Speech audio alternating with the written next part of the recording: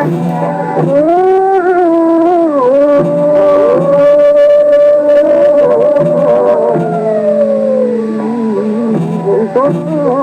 ดินทางมาแล้ว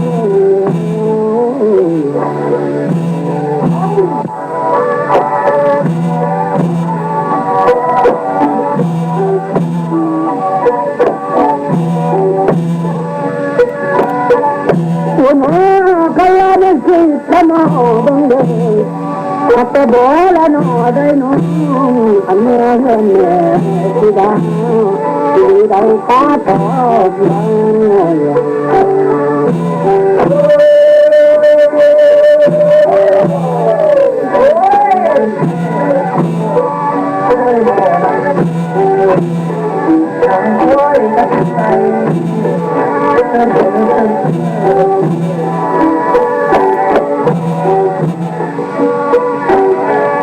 น้องลากันละมันบ่ละน้อได้น้องอันเมื่อบ้านตา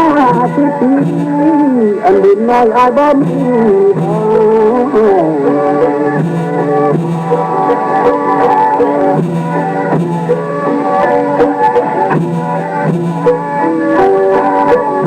น้องลากันละแม่หลังละน้อกับเตต่อแน่ต้องกันอยู่ผู้น้องสาว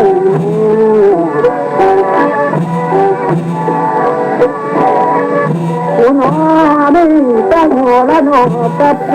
นที่นอนกินเต้าก้อนตังผู้หันตายเมื่อพี่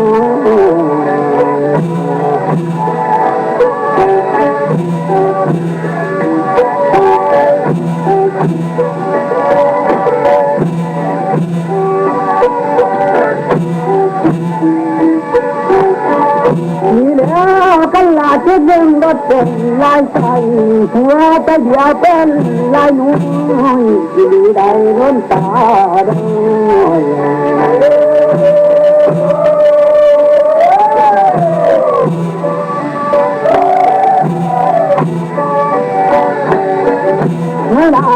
คิดไม่เป็นละน้อเบื้องบางอันที่นำไปกระตังก็บางหมโผ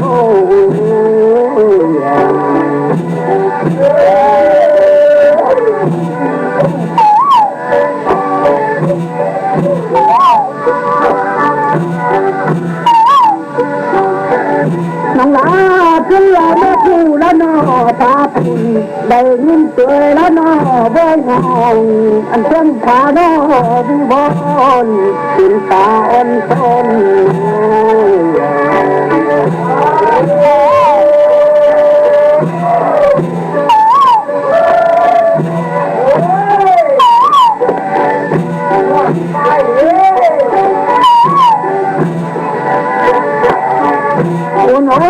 คือดังนอนและนออยู่มืออันชอบน้องอยู่บ่เต้านะเอาเลี้ยวบอกกัน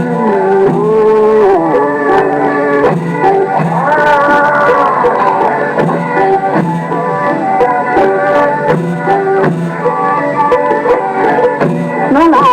กันลาความบักก็มาเดินน้องก็ดังเขาเด้อข้ามเว้ยก็ท่านกินให้มันอันดินน้อยเอาบ่ถึง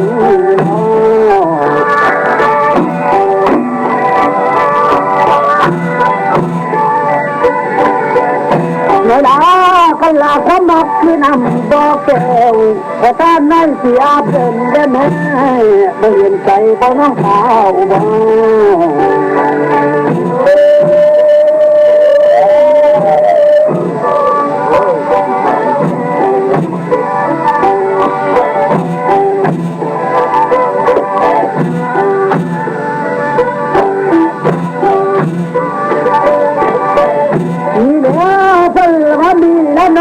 เพื่อเธอตัวไปก็จริงพอดีน้นตาน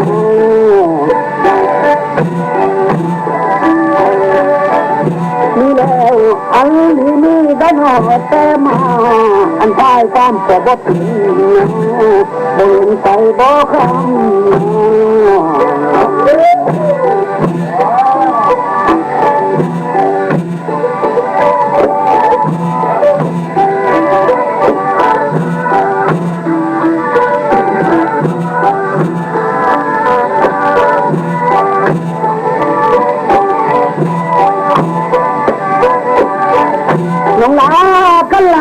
ละนอแห้งมากมาบ่ได้ละนออยู่เป็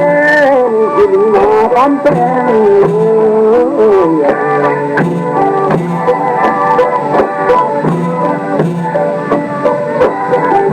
น้องข้าวกันไม่เลือละนอแห้งเป็น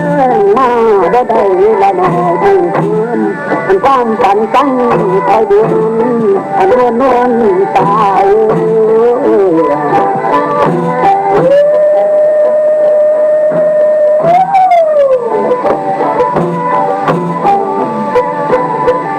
น้องลากันละก็มาก็มาเดินทางสร้างบ่ได้แล้วนอความจริงต้องการเที่ยวอยู่บ่ทาง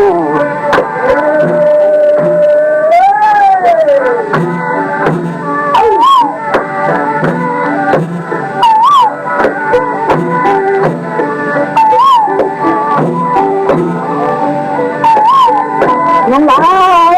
จะดูแลน้องไปเด้ออยากงอนคนใจน้ำใจดูเด้อผู้หญิง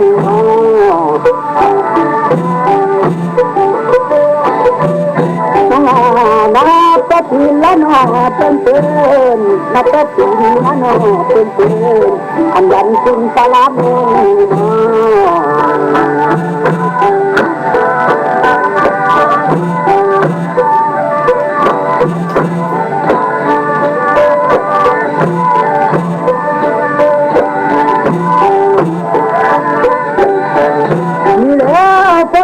ปูละนอนาตาดังลายเต้าแรงตังดีบ่นอนทาน